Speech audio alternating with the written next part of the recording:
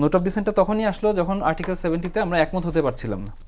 আপনার ওই জায়গায় একটু কারেক্ট করি আর কি, অর্থ বিলের ক্ষেত্রে কিন্তু সাংসদদেরকে স্বাধীনতা দেওয়া হচ্ছে না।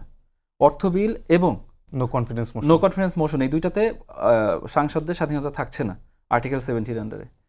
বিএনপি আরও দুইটা বিষয়ে সাংসদদের কোনো স্বাধীনতা দিতে চায় না। একটা হচ্ছে কনস্টিটিউশন অ্যামেন্ডমেন্টের ক্ষেত্রে, অর্থাৎ ওনারা কনস্টিটিউশন যখন অ্যামেন্ডমেন্ট করতে চান তখন সরকার প্রধান একজন মানুষ যেটা বলবে সবগুলো এমপিকে সেই দিকে ভোট দিতে হবে।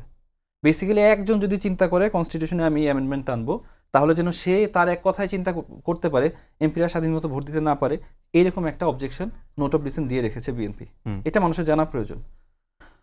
আমি কেন বলছি, সো নোট অফ ডিসেন্ট তখন যে ছিল, তখন নোট অফ ডিসেন্ট অর্থ এটা ছিল না যে এটা গণভোটে দেওয়া যাবে না।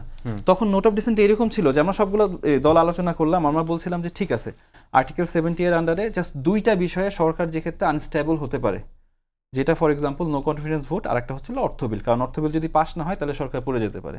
এই দুইটাতে আমরা সাংসদদেরকে বেঁধে দিতে পারি, বাট বাকি বিষয়গুলোতে তাদের স্বাধীনতা থাকা প্রয়োজন, রাইট? বিএনপি বলছে না, এর সাথে সাথে আমি কনস্টিটিউশনাল অ্যামেন্ডমেন্ট সরকার প্রধানের ইচ্ছা মতো হবে বেঁধে দিতে চাই। আমরা ওইটাতে একমত হচ্ছিলাম না, কারণ আমাদের অরিজিনাল পজিশন ছিল আর্টিকেল 70-তে সব বিষয়ে আমাদের সাংসদদের স্বাধীনতা থাকা প্রয়োজন, আমি তাদেরকে ট্রাস্ট করতে চাই। তো তারপরে বিএনপি ওইখানে ওই পজিশনের পরে একটা পর্যায়ে আমরা নিজেদের পজিশনটা স্যাক্রিফাইস করে দুইটা বিষয়ে অ্যাগ্রি করি আর কি ওনাদের সাথে। বিএনপি চারটা বিষয় ওইখান থেকে সরবেই না।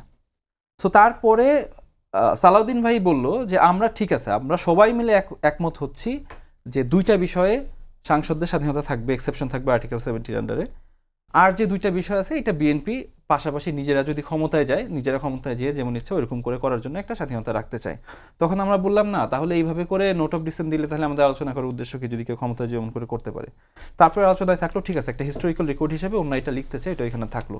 বাট তখন কিন্তু স্পষ্ট ছিল না নোট অফ ডিসেন্টের অর্থ হবে গণভোটে এই প্রশ্ন মানুষকে করা যাবে না, কারণ তখন গণভোটের ব্যাপারে আলোচনাই হয়নি। তারপর ওই বিষয়টা একমত না আমরা, যে আমরা তখন এটা নিয়ে প্রশ্ন করিনি। এক, দুই হচ্ছে তখনকার অর্থ এটা ছিল না, বিএনপি তখন বলে নাই আমি নোট অফ ডিসেন্ট দিয়ে রাখছি এই জন্য গণভোটে প্রশ্ন করা যাবে না। আমি তারপরে চলে আসি, উনি যেমন বলছিলেন যে বিএনপি তত্ত্বাবধায়ক সরকার চায়, বাট ওইখানে নোট অফ ডিসেন্ট দিয়ে রেখেছে, এর অর্থ একটাই, বিএনপি তত্ত্বাবধায়ক সরকার চায় কিন্তু তাদের মতো করে তত্ত্বাবধায়ক সরকার চায়। তাদের মতো করে যখন তত্ত্বাবধায়ক সরকার চেয়েছিল 2005 এবং 2006 আপনারা জানবেন, তখনই কিন্তু আমরা একটা সংকটের মুখে পড়ি এবং সেই সংকট আমাদের 16-17 বছর এরকম ভুগিয়েছে। So we should be very careful যখন একটা পার্টি নিজের ইচ্ছা মতো তত্ত্বাবধায়ক সরকার চায়। অফকোর্স একটা পার্টি নিজের ইচ্ছা মতো তত্ত্বাবধায়ক সরকার চাইতে পারে, বাট যখন অন্যান্য পার্টির সাথে এগ্রিমেন্ট থাকে, এটাই তো তত্ত্বাবধায়ক সরকারের একটা আমাদের মূল মন্ত্র, যে একটা পার্টি নিজের ইচ্ছা মতো তত্ত্বাবধায়ক সরকার থাকবে না, এটা বিভিন্ন জনের সাথে কোয়ালিশন করে চিন্তা ভাবনা করে হবে।